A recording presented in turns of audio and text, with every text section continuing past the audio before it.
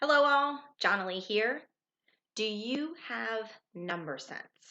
Well, it's important to understand what the definition of number sense is and what it is not. We're going to lay out some examples of number sense today, but first I want to begin with what number sense is not. Number sense is not procedures, algorithms, math facts, automaticity, recipe, step-by-step, formulas, plugging in and getting an answer. All of those things are essential. They are important, but they are not number sense. All of those things that I've just mentioned, I'm going to call math ability. Now, I'm going to write that here, but I'm going to leave it off to the side. So we have math ability. And we'll leave that over there for now, because that is everything number sense is not. Math ability is the procedural and algorithmic part of mathematics. There are two camps of mathematics: the procedural algorithmic, which I'm going to define as math ability, and then the other camp is the number sense camp, which we're going to define now. Did you know that we're all born with a certain level of understanding of number? Number sense is an inborn, innate, ingrained understanding of the magnitude of numbers. What do I mean by magnitude? Magnitude is how large or small numbers are. Magnitude is understanding the quantity and the value of a number, the placement of a number on a number line. Now, there's a fine line sometimes between procedural, the math ability, and the number sense piece. And sometimes they'll overlap. But for the most part, there are two separate types of instructions, interventions, assessments, and facilitation strategies that are going to target students' needs for math ability and for number sense. So let's take a look at number sense. Number sense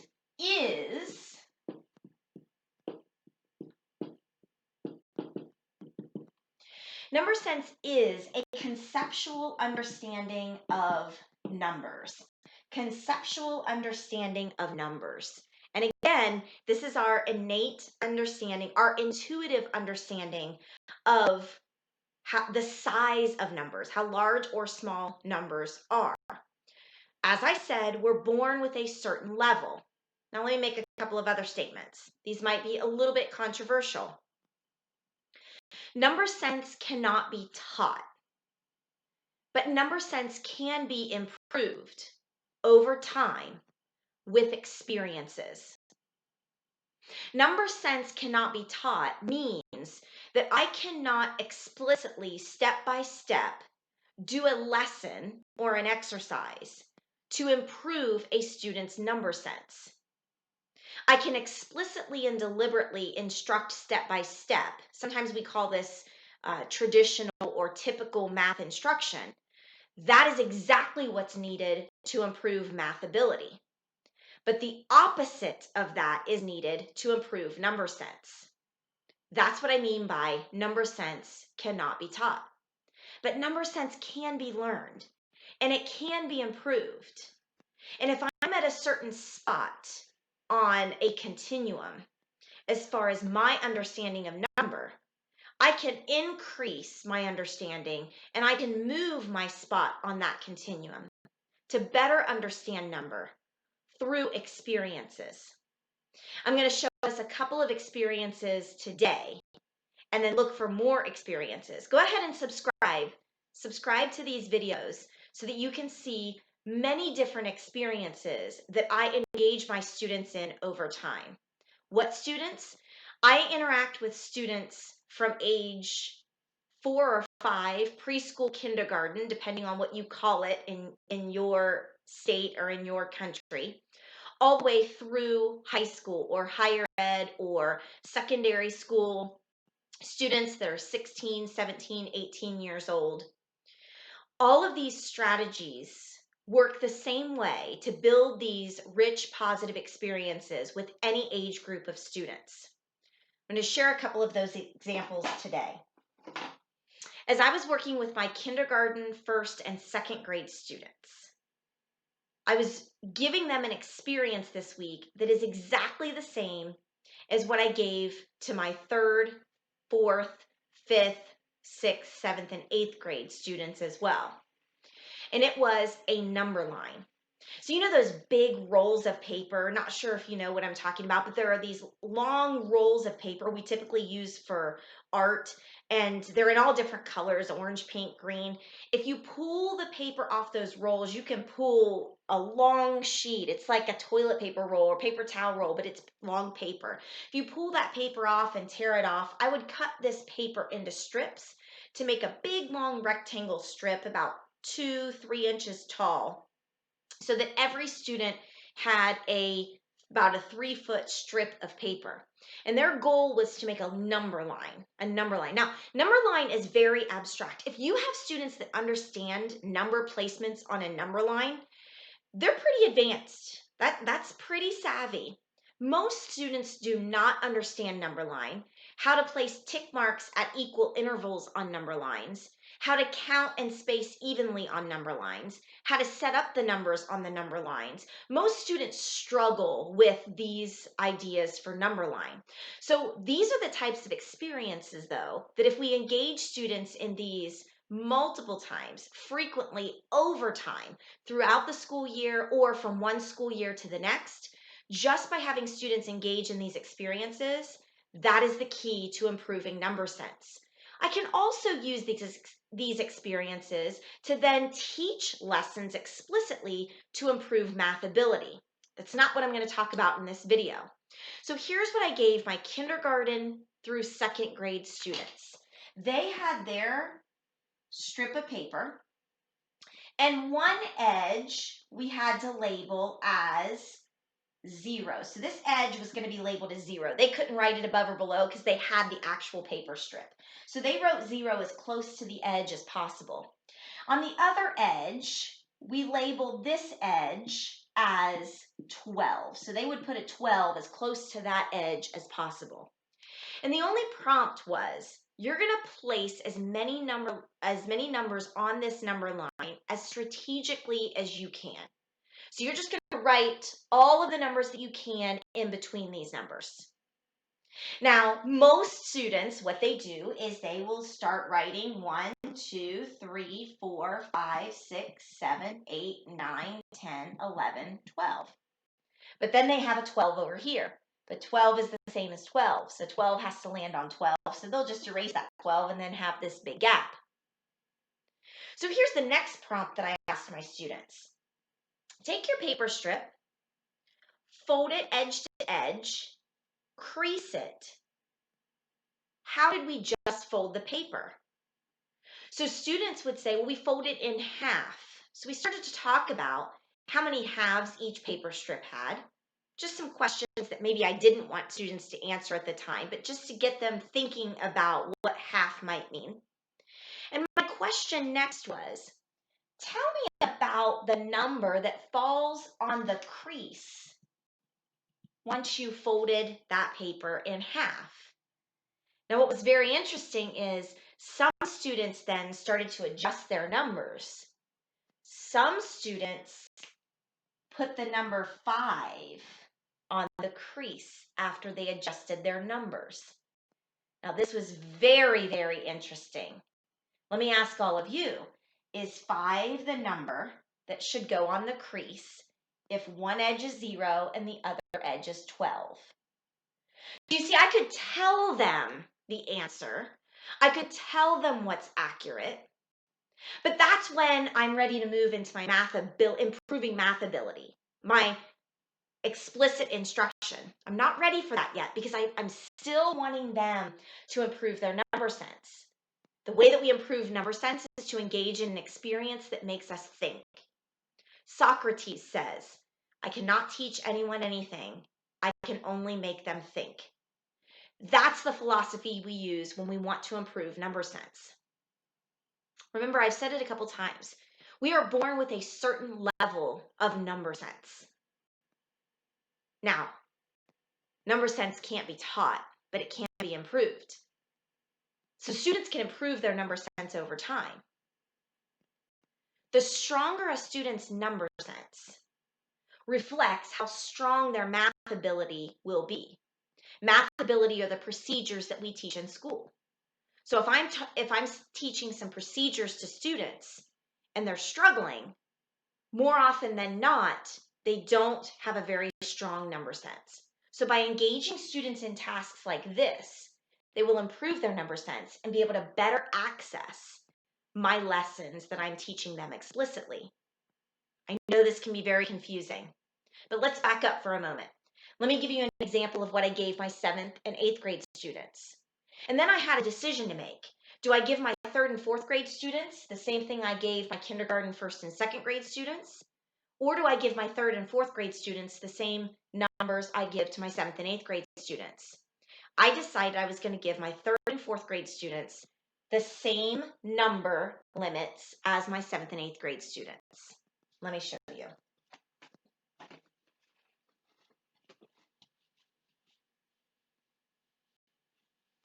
So my 3rd, 4th, and 7th and 8th grade students ended up with that long paper strip. So on this edge, I instructed the students to label -1. On this edge, I instructed my students to label 3. I gave them the same goal. Your goal is to place as many numbers as accurately, precisely as possible. Be strategic because we want to be as accurate and precise as possible with the placement of the other numbers between -1 and 3. Surprisingly, of my 3rd and 4th graders and of my 7th and 8th graders, I had very similar responses. Very similar responses.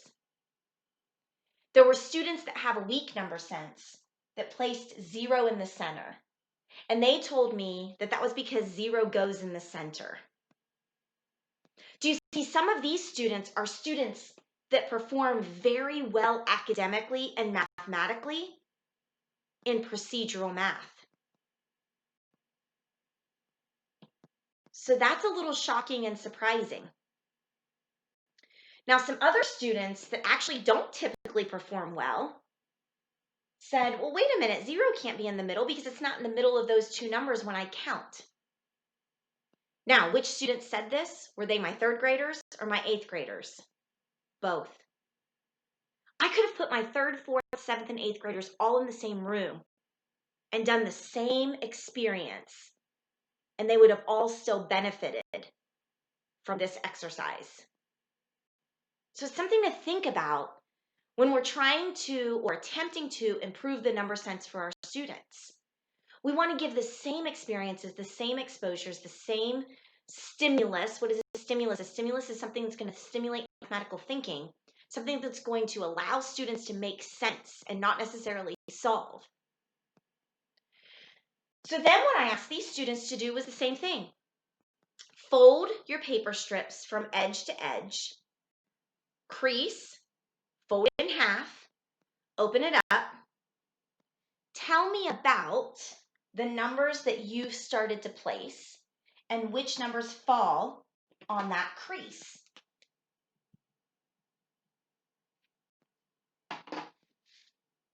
So let me ask all of you, which number will fall on that crease, and how do we know that? Now, through all of these prompts, I give my students time to work and explore and discover and play around.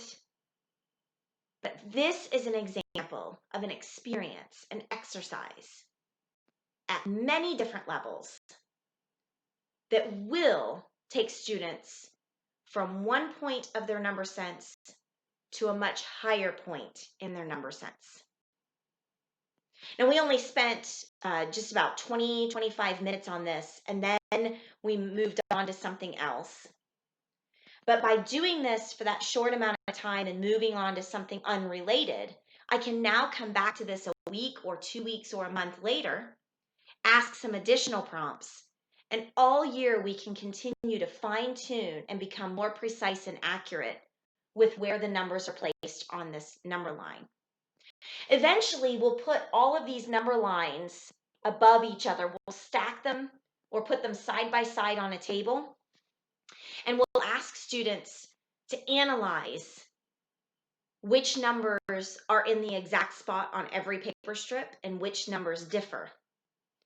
Now, I also, with my 7th and 8th graders, extended a little bit at the end of class. I always like to leave kids thirsty. I always like to leave them thinking. I always like to leave with something that we haven't answered that they're like, I'm not really sure how that works. I call this SALT. SALT is really about the phrase, you can lead a horse to water, but you can't make it drink.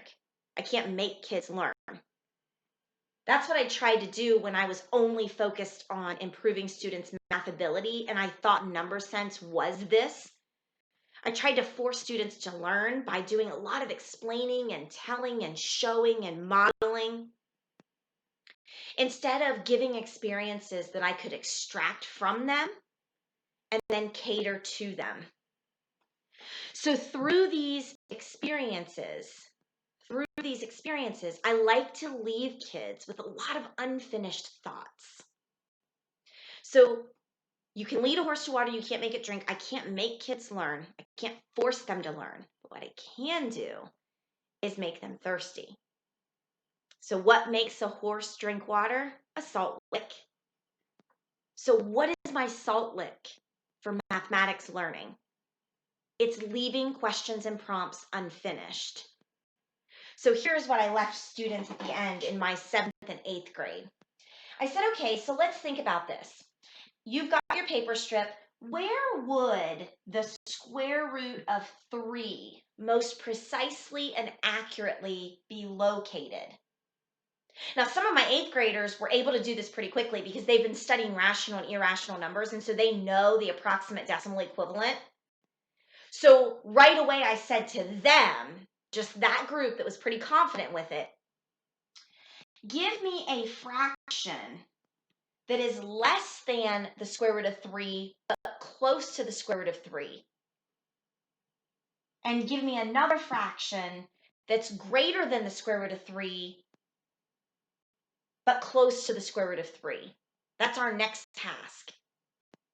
And we'll see whose fractions are closest to the square root of 3, but we've got to have one less than and one greater than. I also asked my 7th and 8th graders, where would the number 3/51 be placed on your paper strip? Or would it at all? Many of my 7th and 8th graders, just off the cuff, they were like, oh, I bet it's going to be about right here.